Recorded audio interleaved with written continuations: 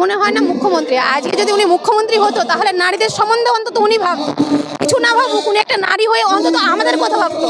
আজকে আমার স্বামীকেই 26 এপ্রিল আমার স্বামীকে মার্ডার করে দিয়ে বলছে কি যে অ্যাক্সিডেন্ট হয়েছে। তো উনি মুখ্যমন্ত্রী হওয়ার যোগ্য ওনার নেই, ওনার খতম হয়ে গেছে। আগে ওনাকে নিয়ে সবাই গর্ব করতো, এখন ওনাকে নিয়ে গর্ব নেই। আর এখন ওনাকে নিয়ে লজ্জা হয়, সবার লজ্জা, মানে বাংলার লজ্জা মুখ্যমন্ত্রী। গর্ব না, বাংলার লজ্জা মুখ্যমন্ত্রী মমতা ব্যানার্জি মুখ্যমন্ত্রী। এখন আর গর্ব বলবেন না, বাংলার মানে গর্বটা বাদ দিন না, লজ্জাটা বলুন, যে লজ্জাটাই হচ্ছে মুখ্যমন্ত্রী এখন। আমাদের সঙ্গে যে অন্যায়টা উনি করছেন দিনের পর দিন, সেটা উনি একটা মুখ্যমন্ত্রী, একটা মহিলা হয়ে কিভাবে মেনে নিচ্ছে? আমার স্বামীকে 26 এপ্রিল মেরে বলছে ওটা অ্যাক্সিডেন্ট হয়েছে, রোড অ্যাক্সিডেন্ট বানিয়ে দিয়েছে তাকে। তো উনি সবার সঙ্গে সেম টু সেম কাজ করছে। ওনার আর কোনো অধিকার নেই মুখ্যমন্ত্রী থাকার। তাকে পদত্যাগ করতেই হবে। ছোট থেকে বাচ্চা থেকে বয়স্ক সবারই একই দাবি, মমতা বন্দ্যোপাধ্যায়ের মুখ্যমন্ত্রীর পদত্যাগ করা। কেন? একটা মহিলার সঙ্গে যে অত্যাচারটা ও করেছে, একটা মানে যে অত্যাচার মহিলার সঙ্গে করেছে, সেটা উনি কিভাবে মেনে নিয়েছে? একটা মহিলা হয়ে কিভাবে মেনে নিয়েছে? সেটা কি ওনার কষ্ট হয় না? যখন মেয়েটার সঙ্গে এত বড় মানে অত্যাচার করেছে, তখন সেই কথাটা ভেবে কি ওনার মনে হয় না যে মেয়েটার সঙ্গে অন্যায় করেছে? সেটা আমার ভাবা দরকার আছে।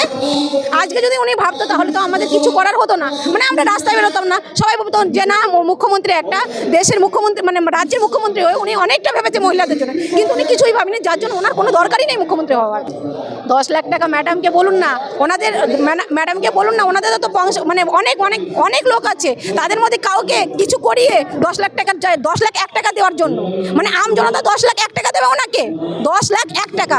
ওনাদের তো ঘরে অনেক মহিলা আছে, আমরা তো দিতে পারবো না, আমাদের অনেক পয়সা নেই, কিন্তু আমরা চাঁদা তুলে দেবো, 10 লাখ 1 টাকা দেবো, বেশি দেবো না, 10 লাখ 1 টাকা দেবো।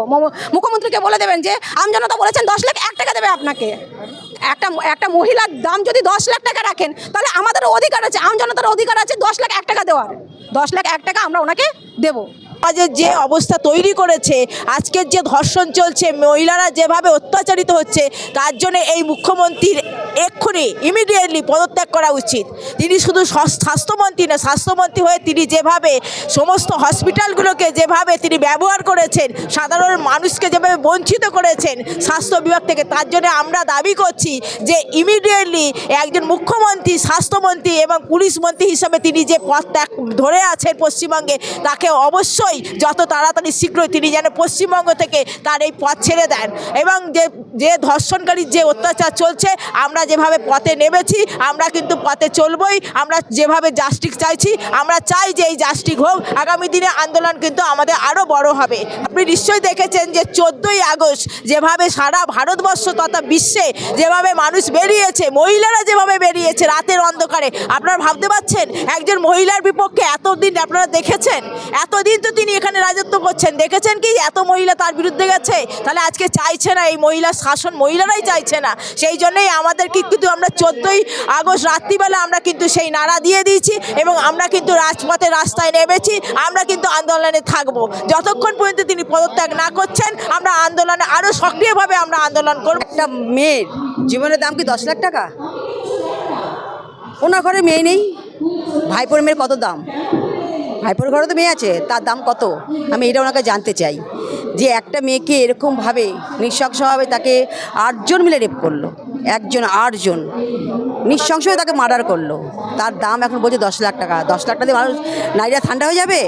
নারীরা ভয়ঙ্কর, নারীর রূপ দেখেননি মমতা ব্যানার্জি।